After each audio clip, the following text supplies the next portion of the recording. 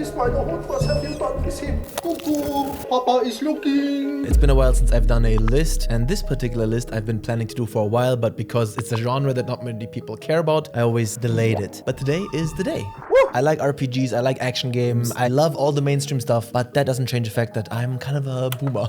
I grew up playing a lot of strategy games, and today I want to talk about my 15 favorite RTS games. And I'm not just talking RTS, I'm talking building games, turn-based, resource management games, basically anything that's kind of a top-down. So if you're looking for some new games to play or to try and to dive into, maybe you'll find something on this list. Here we go. Number 15. This one is a classic and the franchise has sadly died. Roller Coaster Tycoon.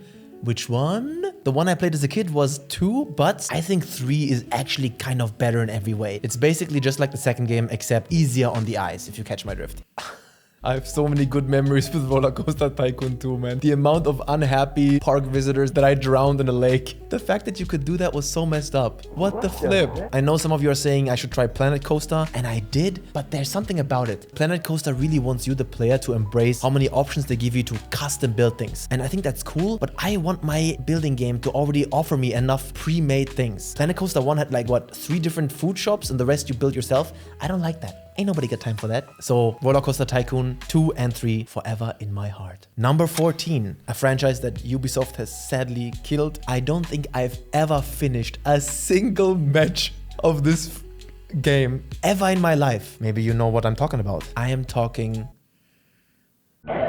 Heroes of Might and Magic. Now, yes, the third one is the classic, the one that I played as a kid. I'm super hyped for Golden Era, which they're releasing this year. Amazing. I'm even going so far as to say, very controversial take, I didn't even hate 6 and 7 because the formula is always the same. But I would say the best one is the 5th one. They introduced the 3D castles, the factions were interesting. It was brilliant, man. Shout out, Heroes of Might and Magic 5. Number 13. Now, this is a very... some people call it shallow, but I wouldn't call it shallow. I think it's the perfect entry-level RTS that is very diverse and allows you to play in many different ways. And it's always good for like eine Runde zwischendurch, we say in German. And that is my beloved Northgard. I tried this like 2 years after release without thinking much about it, and I fell in love with it so quickly. The art style, the simplicity of it, it's relaxing. If you're not sure about RTS games and you're looking for one to start with, try Northgard. Number 12. I jump on every opportunity to mention this game because last time I talked about it, I said that every person I recommend this to and who tries it loves it without exception. And that is Shadow Tactics, made by German developers Mimimi. Sadly, they shut down. This is really stretching the limits of the definition of RTS resource management. It's basically just a top-down action game, stealth game. But you know what? I'll include it because it's my channel and I do what I want. Oops, my anarchy symbol. If you love Japan, love stealth games, played Commandos, or just looking for a damn good game, give it a shot. It's brilliant. 9 out of 10. Number 11, Civilization. Which one? No matter what I answer here, strategy game fans are very... I don't want to speak about it. If I speak about it... loving and tolerant and open-minded. I played a lot of Civ 5. I played a lot of Civ 4. I said it before that I love Civilization Revolution on Xbox 360, which I do, but I recently played it again on my emulator and a bit too simple. So I would say yes, without having played Civ 7 yet, which, come on, what the f? Why is there no modern era in it? That's insane to me. Anyways, I love Civ 6. Is the perfect blend for me. And I even, hold on to your seats, controversial rant and take coming in. I love the comic art style. I dig it. What you gonna do about it? I have a girlfriend. Now we're in the top 10. And the first game on this list is, nobody knows this. If anyone watching this video knows this game, type it in the comments, bro. Shout out to your family. I love you. This is some old shit. And the people who don't know this game, you won't believe me. You will look at the gameplay and the graphics and think, oh, old shit, skip. Okay, your loss. It is absolutely genius and a crime that it wasn't continued. Populous the beginning. Now, I'm telling you, not only is every map a full planet, yeah, and you see the curvature of the earth, which at least this earth is round, there are no factions. You just play people. Neanderthals, Ureinwohner. You have a hero shaman unit that learns spell. These spells can terraform. You can create earthquakes, volcanoes, tornadoes, change the entire planet to your liking. But what's even more genius about this is that it's an RTS game with no resources. Bruh. And it works. How do I? You increase your population by building houses. You put your units into houses, they fucking reproduce. And if you want to build a soldier or a priest or a fire shooter, you build the appropriate house where they learn how to become that, a Ausbildung, and you tell your peasants to stand in line. So you're always converting your units into that. And when you build houses, there are no resources to keep track of. You tell them where to build a house, and then your people have to find wood, trees, and build it. Bro, I can't even explain it. This deserves to be remade, redone. The gorgeous simplicity, straightforwardness, creativity, and sandboxiness of Populous is something that deserves to be remade. And I'm sorry for you if you don't know it. I pity you. Number 9, a LAN party classic. I am talking Dawn of War. Not 3. I didn't hate 3, but a little bit too mobile-y. Not 2, I never played 2, but Dawn of War 1. Wow. I have so many unit quotes in my head. Don't even get me started. What's your favorite faction, huh? My favorite faction is, I'm very boring. I'm so vanilla, bro. It's kind of pathetic. In any RTS, I always love playing humans. It's cringe, right? I love to play the, are they called Imperial Guard? I don't know anything about Warhammer really, but the humans. They're super squishy, but they have tanks and the soldiers, and I just like the feeling of having a big army. Dawn of War 4. Do it. Let the rumors be true. Please. Number 8. Bro, this video is just listing all the classics, but whatever. One of the best RTS games of all time. Well, yeah, that's what the video is about, but it's just, I have to state it again, because when people talk about the most visionary and important RTS games ever made, they're always the typical ones that are mentioned by Blizzard, and yeah, that makes sense, but the impact that this has should not be underestimated. Sadly, this franchise also, konnichiwa. No, sayonara. How to say bye? Command & Conquer Red Alert 2 Yuri's Revenge. Oh. Can an RTS game be more perfect? Although, one thing that always bothered me about it is, yeah, you have so many factions, but I think there are only like 2 or 3 basic presets, right? Is it 2 or 3? You have like the Soviet preset, you have the Allied preset, and I think that's it. And then every other faction is like an iteration of that. I don't love that, but yeah, it's fine. I also think I haven't played this in over 10 years. No way, bro. There are some memories that are coming back to me. I'm not talking about the atom bomb. Wasn't there like a poison bomb? Oh no, it was the atom bomb. You throw it on a base and then enemies like melt in a green goo. Was that the atom bomb? I don't remember. Sheesh. What a game, man. Number 7. This one doesn't really fit. It's just so indie and so different and so... I don't know. I am talking about mini motorways. Yes. What would you... How can I describe you? You build highways and you try to make things not become too congested. Like City Skylines boiled down to the essentials. It is so addicting. Please do not tell me if there's a mobile version available for this, because I already spent too much time on the shitter and I don't want to... No, but please try it. Great game to calm down to tickle those gray brain matter. Number 6. Now, this is my first, I guess you could say, resource management, logistics game in this list. There are going to be 2 more, but this is the first one. Not Anno. I know a lot of people love Anno. Anno for me, not quite my tempo. It's an indie game that's still in early access called Lysara Summit Kingdom. It is so gorgeous. I dove into it a couple of months back, got lost in it for like a week. Just look at it, man. You build these cities on a mountain in the Himalayas. You have to watch out for avalanches, connect the different areas. Depending on the altitude, it affects what you can build. How are you gonna get resources from the top to the bottom? It is so good, but not too complex. It starts off very basic, and then later on, oh my God, the supply chains. It gets complicated and it gets very difficult. Please check it out. If it looks interesting to you, absolutely worth a look, man. Top 5. This game destroyed my life, honestly.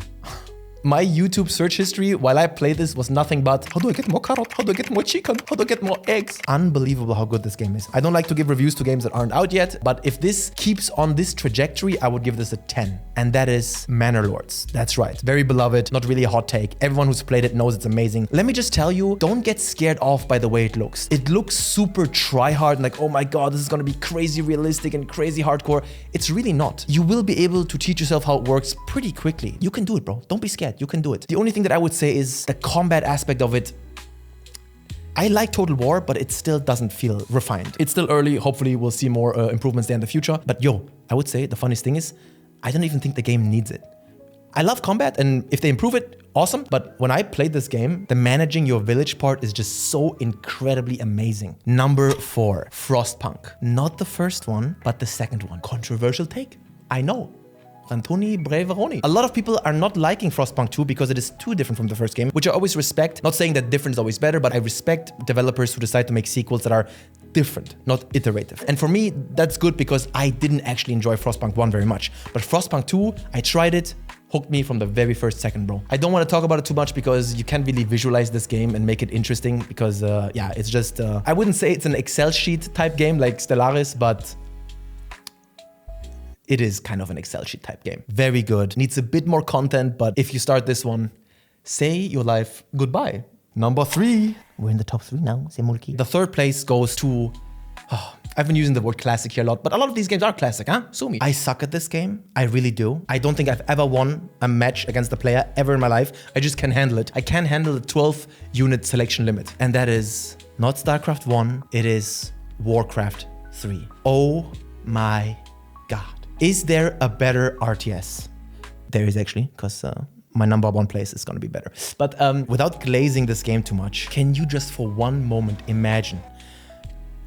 We all get hyped when we talk about Elder Scrolls 6 and GTA 6 and oh, what if they made a Dead Space 4 and a Gears of War?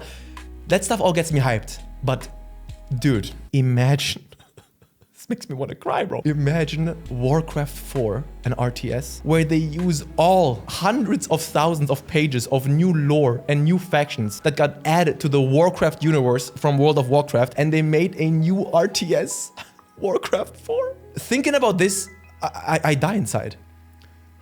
We could get like 20 factions, the Draenei, the Blood Elves, I'm exaggerating of course, but you know what I mean. Warcraft 4 could be the strategy game of all strategy games. God. Number 2. This is a Japanese game. It is a game for a handheld, and it is the RTS on this list that I've spent the most time with overall. From my days as a young'un to the present. Advance Wars. And no, with this one, I'm not gonna mention any particular one because those of you who know Advance Wars know that every new Advance Wars game just felt like a add-on or a patch to the previous one. Very iterative. Except Days of Ruin, but that one I haven't played much. Advance Wars is the best turn-based game ever made. I don't care about your Final Fantasy tactics. I don't care about Into the Breach. Advance Wars, le top. Le Spitze. Even the Advance Wars 1-2 reboot camp. Some people didn't like the art style. I thought it was perfect. This is a easiest 10 I'd ever have to give. If I could make a game myself, the first thing I would do is I would make a turn-based RTS. I actually already have one completely written out and me don't know how to code, so it shall be a dream forever. I have this one anecdote. Holy shit, bro, I'm such a sore loser. I used to play this with my cousin, shout out Arthur, and he still holds this over my head, and rightfully so. We would play this together and I would always win, of course, because he's just not that big of a gamer. And then one time, I felt that he was gonna win. Uh-oh. We were like 8 or 9. And I just straight up turned off the Game Boy. Bruh. Oh my God. I couldn't give him that W. I couldn't. Disgusting. I'm sorry. What a bitch. Anyways, let's go to the number 1 spot. The number 1 spot goes to an RTS that is perfect because it is real time. The building part of it is very simple and there's no other RTS that is as relaxing as this to me. Don't get me wrong, it is high speed and action packed and crazy, but it is so chill. No other RTS can achieve this. And I think it's because you don't build individual units, but squads. I love that. Because individual units, I always feel like I have to click on it 10 times and then it builds 10 units and then they go into battle and half of them die. I have to click more. I just love this idea of not having too many units, just having a couple, 5 or 6. The rest is positioning, strategy, rock, paper, scissors. Say what you will, but most RTS games, sure, they use rock, paper, scissors mechanics, but in the end, it's still about who has the bigger army. Any unit can damage any unit. I don't like that. I love that this game says, if this unit is attacking this unit and it's the wrong one, the damage is just gonna be 0. This game is Company of Heroes. For a very long time, it was Company of Heroes 1. I don't like the second game. I've given Company of Heroes 2 so many chances. I've uninstalled and reinstalled it 20 times, and every time I played, I'm like, I can't see shit. I can't find my units on the screen. I can't read the game. I don't know, maybe someone else feels the same. But Company of Heroes 3, I think, is fantastic. It is near perfect, 10 out of 10. It's so chill and so fun. That is how you do rock, paper, scissors. You can turn the craziest, most hopeless battles around by building the right unit at the right time. The only thing I have to say, and I have to say this every time, I do not understand these developers. Why on earth do we need 2 German factions? Company of Heroes 3, it's gonna play in Italy. Wow, that is actually pretty cool. So is there a faction that you can think of in World War II that would make sense if a game plays in Italy? Ti faccia culo così. Well, they couldn't think of any. So they decided to give us 2 German factions. I swear to God, if Company of Heroes 4 plays in the Pacific Theater, we're gonna get Americans, British, and 2 Soviets. Where the f are the Italians, man? And by the way, I'm not saying these factions aren't good. They do feel unique and different. Good, but why 2 German factions? Why? Italy. It writes it. No, it's so stupid. So yeah, that is my top 15 favorite strategy games of all time. I hope you don't feel like this guy over here. Thank you for watching, for listening, and have a good one. Peace. This video was about strategy games, but if you want to know my favorite horror movies, check out this video.